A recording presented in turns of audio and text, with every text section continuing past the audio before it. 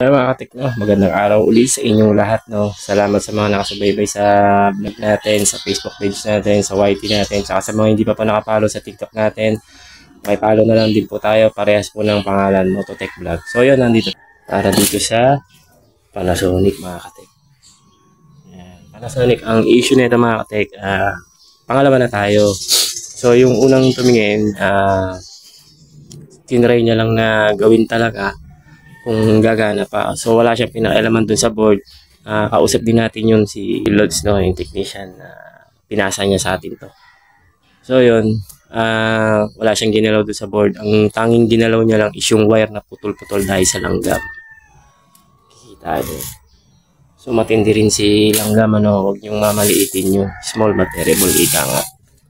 So yun, ayan, makikita nyo. Diba?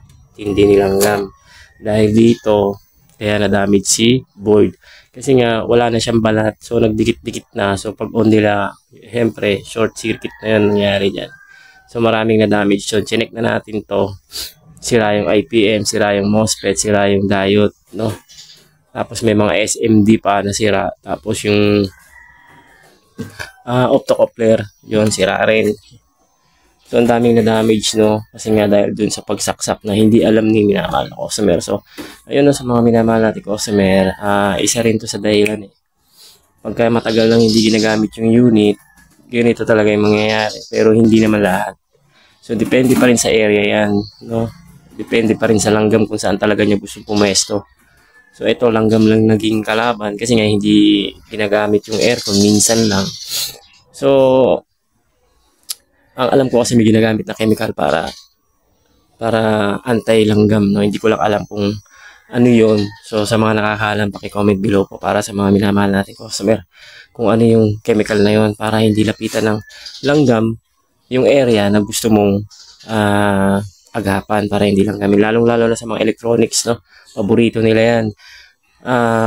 Pati daga rin ganun, eh. Ipis, bira, eh. Butike, yun, pwede pa. Pero ito, hindi naman makakapasok talaga yung butike. Langgam lang talaga makakapasok dito. So, yun ang ginawa ni kapwa natin, technician. Okay naman yung ginawa niya. Pinalitan niya yung wire. Pero ganun pa rin, walang power nga. So, nakipagkwentuhan na tayo sa minamahal natin customer, no? Sinabi natin na kaya pa itong gawin, no? Totoo, kaya talaga. Kasi marami tayong magaling na kapwa technician, ano, yung mga nagpa-vlog din yun. Yung iba hindi nagpa-vlog pero magagaling. Nakikita natin sa Facebook yun. May shoutout sa inyo lahat. Kay Calibre, kay Lods JDL, no, yun yung kilala natin na gumagawa talaga ng mga board. Pero ito, sinabihan ko na si minamahal customer ng maaga na kaya pa natin itong gawin. Kaso yung costing nung bibilhin, masyado nang malaki. Tapos, kasama pa yung labor. Siyempre, may dagdag labor tayo dito pagka ganitong medyo malayo, no? Ano na lang, konti na lang idadagdag niya.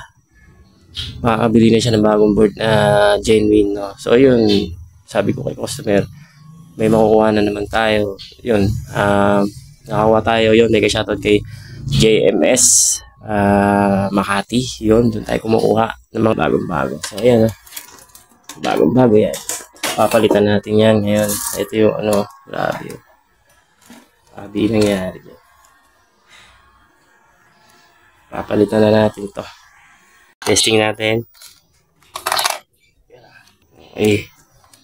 Maluwag kasi yung adapter doon, mga katik. So, pinapalitan natin. Kaya may power na. So yun, mga katik, no? Nagka-problema tayo dito kasi yung display niya LL. So, alamin natin yan. Sa error code naman, tinignan natin. Wala, mga katekno. So, wala sa error code to. Pinalitan natin ng board bago na. Bagong-bago, genuine yung board. Walang power to, Tapos, nung inon na natin, ito lumabas. Ano? Ako, first time ko rin naka-encounter na ito. Kasi, base sa history, puno ng langgam to. Puno rin ang langgam yung board, no? Tapos, chinek natin, wala nga power. So, nagpalit tayo ng board kasi nga marami ng damage yung board na yun. So, gagawin natin, meron silang aircon ditong isa na parehas. Hihiramin natin yung control board, no? Naghihinala kasi ako dito sa control board, eh.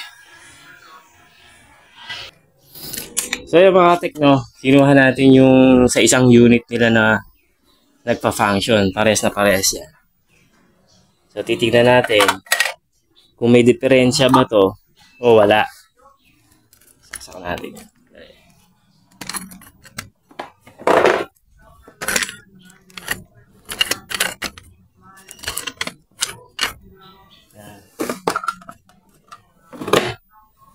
Right.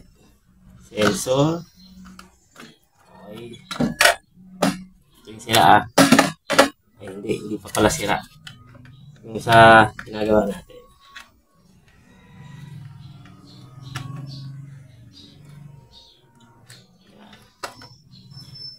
Sige. Boss, pasaksak. Yan. Tingnan natin.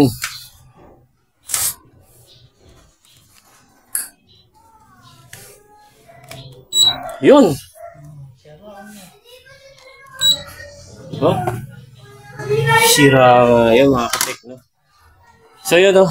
Sa mga makaka-encounter ng LL error, tapos display niya, may ilaw lahat eh. May ilaw lahat. Ka-80 na yan, no? O, diba? So damage din yung board ni minamahal na customer. So babalik pa tayo. Kasi actually, yung board niya talaga, may damage na, ayun. So, bago natin palitan yan, walang power as in. Kasi sira yung IPM niya. Yung MOSFET, yung rectifier diode, pumutok din yung fuse. Tapos may mga SMD na maliliit na pumutok din. Tapos yung optocoupler, pumutok din. So, ginawa natin, umorder tayo kay JMS na maraming salamat kay JMS na Makati. Ayun, sinalpak natin, nag-display siya ng LL. So, pagka ganun yung na-encounter ninyo, alam nyo na ha, control board yung damage din. So, ito kasi history niya, nilanggam talaga. So, wala tayong magagawa sa langgam kasi nasa sa atin na kasi ito, si minamahal na customer, sa pambayad sa kuryente, meron siya. Kaso lang, hindi nagagamit yung unit, no? So, ayun, makakati kayo, umaandar. Umaandar din yung compressor. Umaandar din yung fan, eh. So, yun lang mga katek, no? Sa makaka-encounter ng umiilaw lahat yung display light niya, tapos nakalagay lang dito LL. Alam nyo na yung papalitan nyo ha, control board. Ayun lang mga katek.